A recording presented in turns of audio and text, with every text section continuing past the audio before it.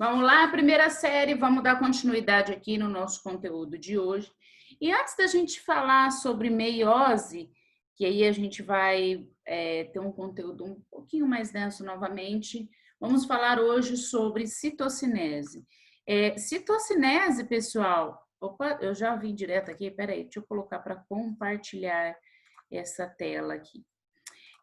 Citocinese é o nome que a gente dá ao processo, né, de divisão como um todo. Então, como a gente estávamos falando aqui sobre divisão celular, hoje, dando continuidade aqui, né, lembra que a gente falou sobre o ciclo celular, o que era a intérfase, que é a fase que vai preceder, vai acontecer antes da mitose, né, que é o processo de divisão celular propriamente dito. E aí hoje eu quero falar aqui para vocês um pouquinho sobre citocinese. Então a citocinese é o nome que a gente dá para essa divisão do citoplasma, tá? Então ela vai começar lá na anáfase, que vem antes da telófase, que é aquela terceira fase lá da mitose, né? Se eu considerar as 4. É a terceira fase da mitose. E ela vai dividir, ela vai até o final da telófase e ela divide a quantidade, né, a cota que tem de organelas para as duas células e toda a quantidade desse material citoplasmático, tá? Então, é importante a gente entender também que existem dois tipos de citocinese diferente. A citocinese que vai acontecer na célula vegetal é diferente da que acontece na célula animal, tá? Então, na célula animal, no final dessa anáfase vai se formar um anel em volta, né, um anel contrátil de filamento de actina e miosina, em volta dessa célula. E aí ela vai começar a diminuir esse anel, estrangulando a célula de fora para dentro, tá? E aí até o final da telófase ela vai dividir completamente essa célula, originando duas células filhas. Por se iniciar na membrana plasmática do lado de fora para dentro, em direção ao centro, a gente diz que a célula animal faz uma citocinese centrípeta. Vocês vão entender por que eu estou falando essa palavra, porque vai ser diferente para citocinese vegetal, tá? Então, na célula animal, a mitose ela é cêntrica e astral. Então, ela vai sempre do centro, né? Vai em direção ao centro. Por isso que a gente fala que ela é cêntrica, tá? Devido à participação dos centríolos. Lembrem-se que os centríolos são aqueles que fazem a formação do fuso para orientar a divisão dos cromossomos, né? Puxando esses cromossomos que foram duplicados para os lados opostos e, consequentemente, dos ásteres no processo de divisão. Então, eu coloquei aqui uma imagem para vocês de como que vai acontecer na célula animal, né? Então, na célula animal, percebam que estavam aqui os centríolos, tal, formou o fuso, os centríolos duplicaram, foi um para cada lado, aconteceu aqui, os cromossomos ficaram todos enfileiradinhos e tal, e aí aqui já começa a acontecer a citocinese centrípeta. Centrípeta porque vai de fora para dentro. É importante guardar isso, porque na célula vegetal, que é o que a gente vai ver agora, ela não acontece de fora para dentro, tá? Então, a citocinese na célula vegetal, porque a parede celular é rígida, ela não vai permitir que ocorra esse estrangulamento. Imagina o esforço que esse anel teria que fazer para conseguir estrangular a parede celular, que é rígida e rica em lignina, né? Então, a citocinese centrípeta aqui não vai acontecer, é impossível de acontecer. Então, uma nova parede celular precisa ser formada entre as duas células filhas. Então, a maioria das células vegetais não possuem centríolos. O áster, então, aquele fuso, não vai se formar. Acontece de maneira diferente aqui na célula vegetal. Assim, dizemos que a mitose é anastral, ou seja, ela não tem um astro formado lá, né, aquele fuso formado pelos centríolos, e acêntrica, porque ela não é em direção ao centro, tá? Mas mesmo sem os centríolos, elas formam um fuso com fibras polares e cinetocóricas. Então, forma-se esse fuso, mas não é o centríolo que vai formar esse fuso.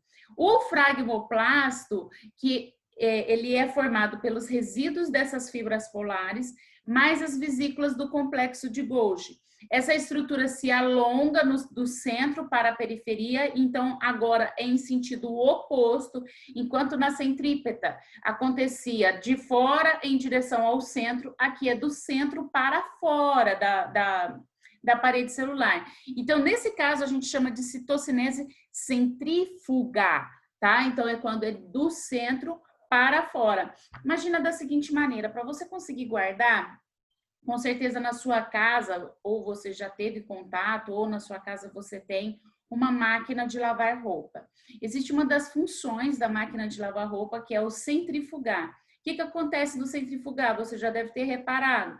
A roupa dentro da máquina que está cheia de água, ela libera água e fica ainda com bastante água. E ela começa a girar. Então, quando ela começa a girar, essa roupa é jogada para a extremidade do centro, para a extremidade do latão da máquina, né? Que tem um monte de buraquinho. Isso vai fazendo com que as gotas, né, de água saiam da roupa e essa roupa, então, saia praticamente seca. Uma secadora, a diferença é que ela vai girar muito mais rápido e ela vai girar muito mais tempo. Então, tanto esforço para tirar essas gotículas de água, você tira uma roupa seca dali, tá? Então, imagina dessa maneira para você conseguir compreender. Então, quando fala que é centrífuga, lembra da máquina de lavar, que a roupa estava no centro e é jogada para fora, tá? E centrípeta, então, vai ser do sentido oposto. Então, existem pontos que não se fecham, conforme vai se formando do centro para fora uma nova parede celular,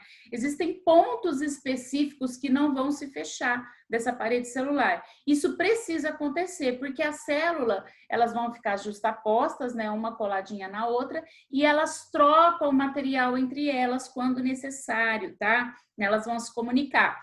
Quando a gente pensa, por exemplo, lá nas briófitas, que é algo que a gente vai voltar a ver aqui sobre briófitas no final da segunda série do ensino médio. E as briófitas, elas não têm xilema e floema, não tem vaso condutor de seiva. Então, nas briófitas, a comunicação de seiva vai acontecer por osmose. Como ela também tem parede celular, porque afinal de contas ela é um vegetal, então imagina se não tivesse esses pontos abertos, ela não ia conseguir se comunicar. Então esses pontos abertos são fundamentais. E mesmo quando a gente não pensa nas briófitas, fala assim, mas é só nas briófitas que teria necessidade? Não, todas as outras.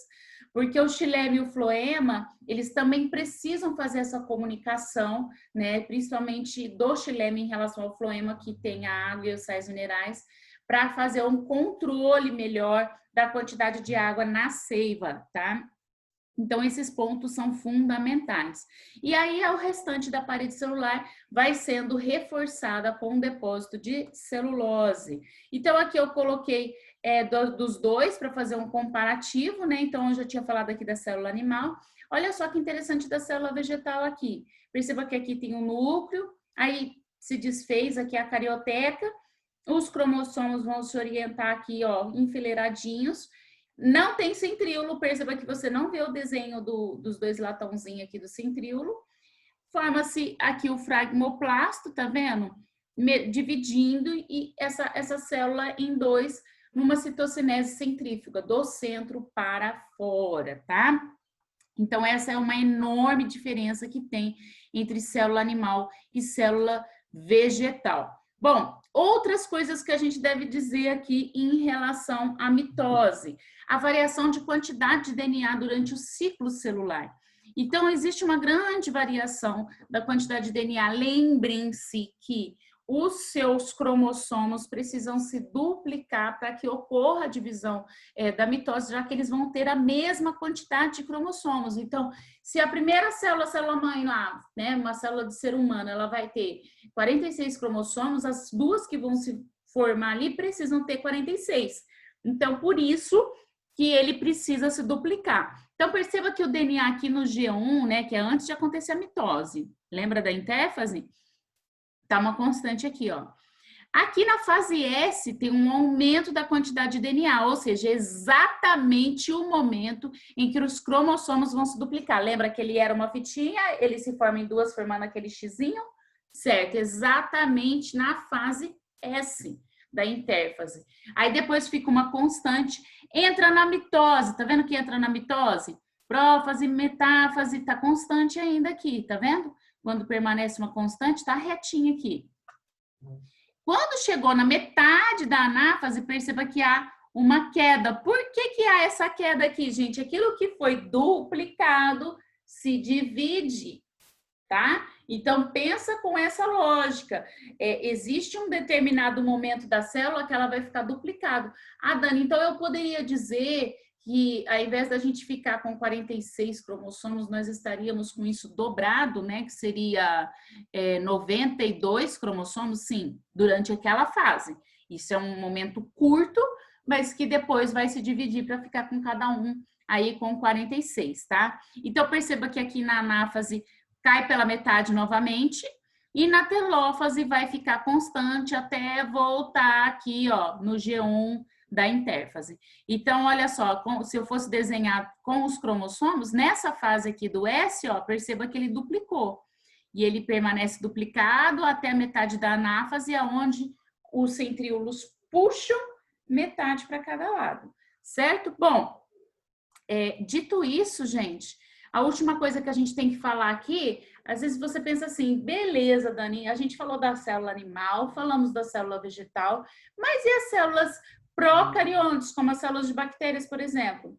As células bacterianas, elas utilizam a mitose como uma reprodução, afinal de contas, a maioria das bactérias não fazem uma reprodução onde há troca de gametas, né? Então, é uma reprodução assexuada, onde a célula principal vai apenas se dividir pela metade, e isso já é considerado como uma reprodução.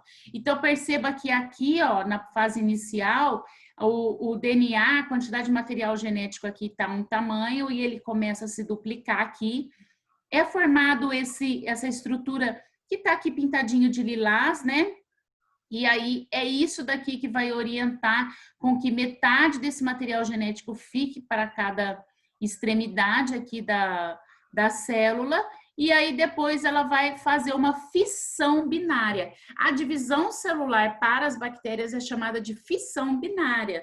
E ela é classificada como uma amitose. Não vai acontecer a mitose, formação do fuso, centríolo puxando metade do material genético para cada lado. Nada disso vai acontecer.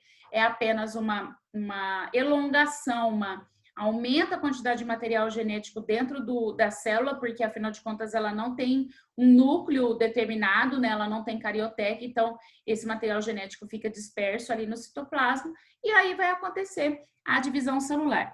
Para finalizar, eu gostaria de fazer um exercício com vocês que está na página 24, que é o exercício... Deixa eu conferir aqui. É o exercício de número 8, tá? O exercício de número 8 diz o seguinte: as especializações das células das plantas estão sempre associadas a estruturas da parede celular.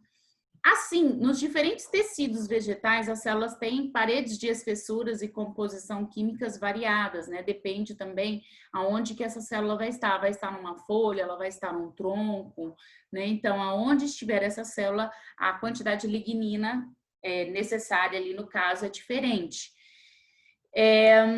No final da mitose, na região central da célula, inicia-se a formação de lamelas para originar a parede celular. A organela celular responsável por essa formação é o que ele quer saber, gente?